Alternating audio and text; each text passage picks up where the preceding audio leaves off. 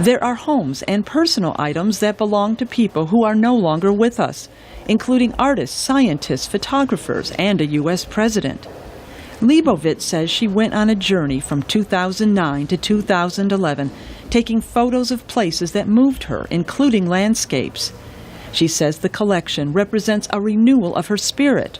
Earlier, her lover, Susan Sontag, a famous author, died of cancer, and Leibovitz had financial troubles and almost lost control of her photo archives. There's some searching going on. I discovered things about myself which were really comforting. Leibovitz was inspired by the 20th century American artist Georgia O'Keeffe and traveled to New Mexico to photograph her homes and a box of handmade pastels.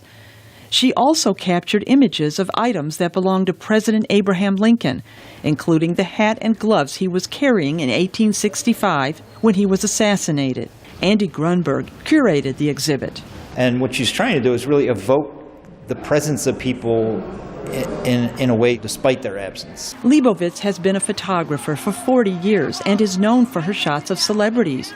She told reporters she hadn't planned to focus on people from the past, but felt drawn to them.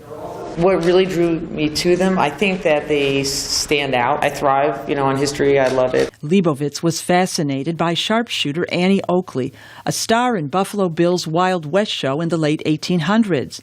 She photographed Oakley's boots and one of her shooting targets.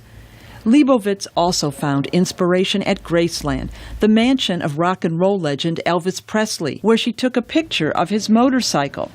Grunberg says the exhibit is a portrait of Leibovitz. This is a way of understanding how Annie Leibovitz thinks about the world through the pictures that she's taken of places and people that are important to her. To honor landscape photographer Ansel Adams, Leibovitz took a picture of his darkroom.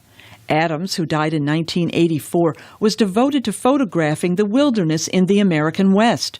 He was also a leader of the conservation movement. Leibovitz did photos similar to Adams' famous pictures of Yosemite Valley in California. The best homage you could make was photographing that valley that he saved. The photos in the exhibit are also included in a book that Leibovitz hopes will inspire people.